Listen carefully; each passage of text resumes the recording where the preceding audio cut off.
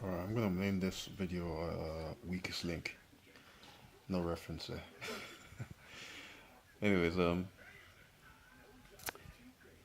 how am I gonna start this? You're only as strong as your weakest link.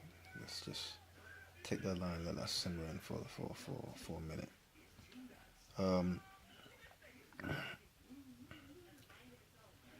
I hardly ever see guys in the gym train legs, and I don't know why.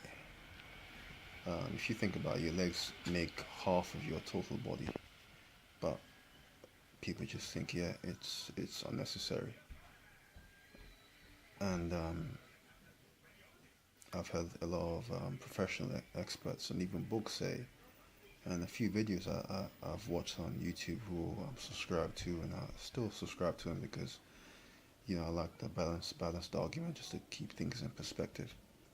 But some people say, a lot of people say in fitness that yeah, because your legs are such a demanding muscle group in your whole body that if you do, let's say you do squats and deadlifts on people say a lot of people say you can't do squats and deadlifts on the same day, but I did that almost every single leg session, and I'm not dead.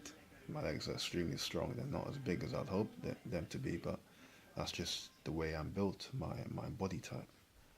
I can't remember what particular body type I might be an ectomorph or mesomorph. Don't quote me on that, but there's three types, and I think I'm the skinniest, or I think I'm middle. You're skinny, you got broad shoulders, and you got the right balance of strength and lean muscle tissue. But anyways, deterring from this actual topic, um, legs are crucial, and I think you should take them more seriously. For the past year, I've been training legs twice a week, and sometimes three times if I'm feeling up to it. Um, but the reason why a lot of experts say, yeah, if you train legs, it takes you up to 4 to 5 days, and some people say up to a week to recover. I think that's straight bullshit, and I think it's a matter of making it a habit. And if you train legs, let's say on Monday, for instance, and you feel like you can hit them again on Wednesday or Thursday, or maybe later on in the week or the weekend, hit them again. And there's ways of doing it where you can change the actual exercises you're doing. So maybe you're doing the compound movements on the first leg session of that week. So you're doing compound movements like squats, deadlifts, good mornings, walking lunges, and then the other session maybe you could focus more on step ups and stability stuff, and maybe some more lunges, but you add a little variant in there, or you do the seated stuff, so you could do the leg press or the adductor. Adductor and the abductor. Hardly see guys do this, and I don't know why, because I think it's more of a stigma. They think it's a feminine exercise, and I don't think it is. I think it's a hugely overlooked, crucial um, muscle balancing um, two exercises for your overall leg development. And so the adductor is literally your thigh muscles, and the reason why they call adductors because they bring your legs together. So they add to your um, middle body, your spine, or whatever, your center. The abductors are on the outside, so it could be they usually run from the side of your your your hip bone to just maybe halfway down your the side of your leg. I'm not sure where they go all down to your knee, but predominantly at the top, and sometimes even tying with the side of your glutes. So if you think about your glutes, um, um, in that sense, with movements like squats, deadlifts, straight leg deadlifts particularly, even lunges. Glutes are very important muscle group in these movements. So the stronger glutes you have, the stronger squats you'll have. The stronger glutes you'll have, the more of a balanced physique you'll have.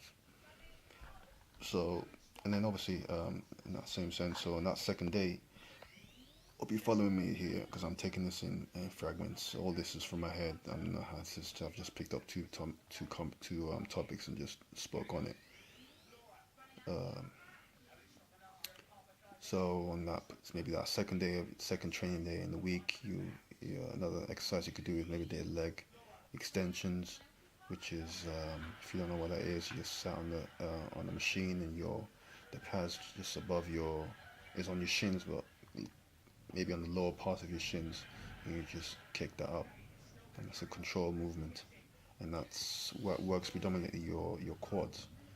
And there's other stuff you could do for your hamstrings, like laying down hamstrings. I don't particularly have that movement in my gym. Sad times. But yeah, just mix it up.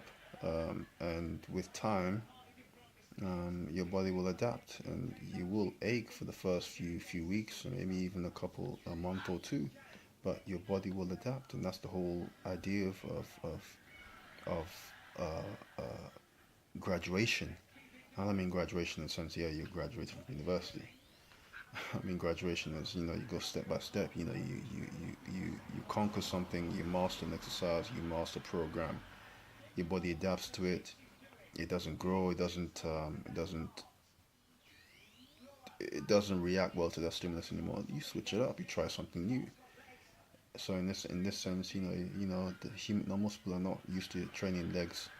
Um, if anything, once every 2 weeks, or some people train them once a month and call it that. And legs are very very important, especially for sportsmen.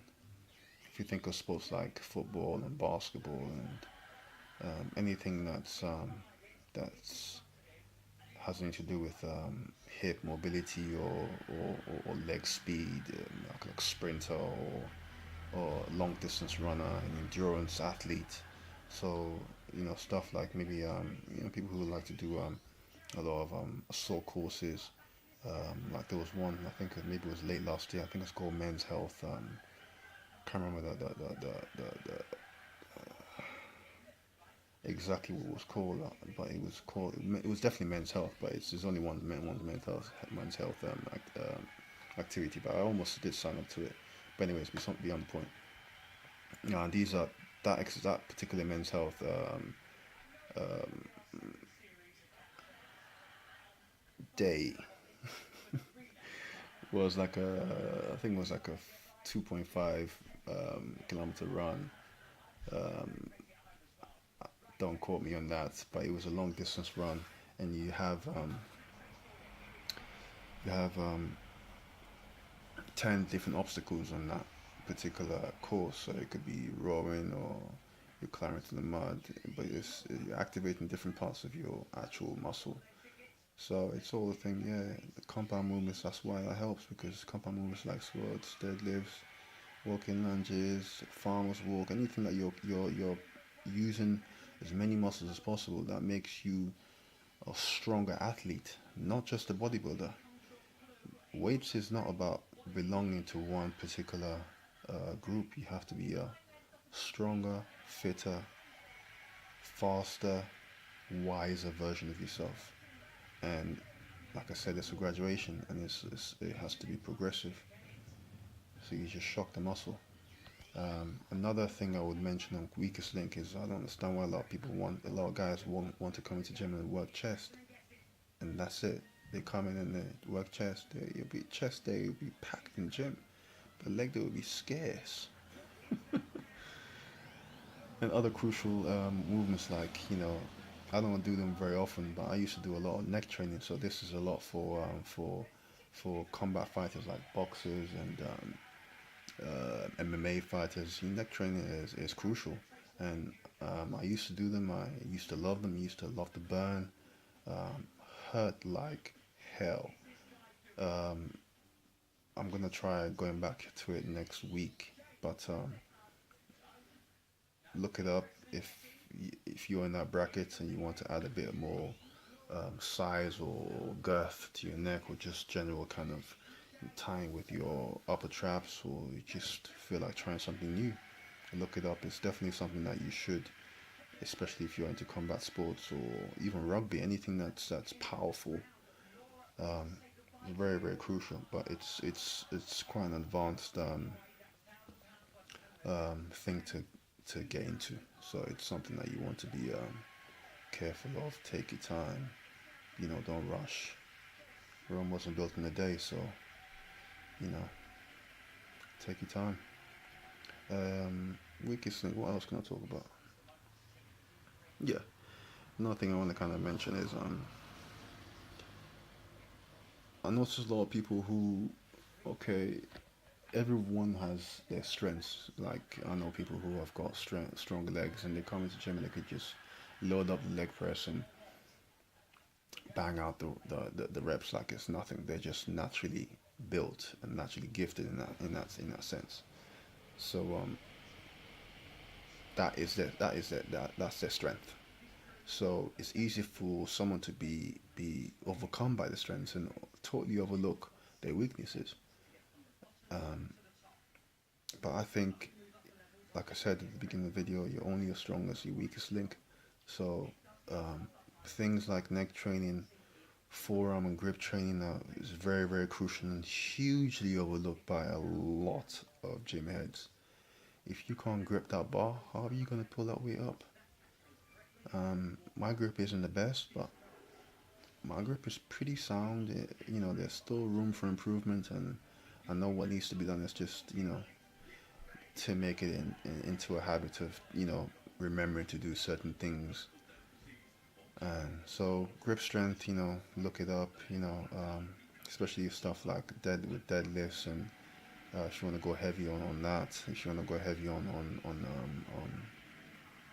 on back, you need strong grips, you need strong biceps. All these movements, all these muscles are interconnected. So do your research. If you find out that you have a weakness or two in your body, or maybe you're not particularly fit in the cardio sense, work more on that, because that will obviously correlate into everything else in your general um, sense of fitness, personal fitness. So yeah, that's all I'm going to say. I could make this a bit longer, but I'm going to leave it at that. Hope this is helpful, and speak to you soon. Like, subscribe, unlike, share the video. I would appreciate the support. Would obviously appreciate this feedback. So that's it. I'm out. Take care. Bye.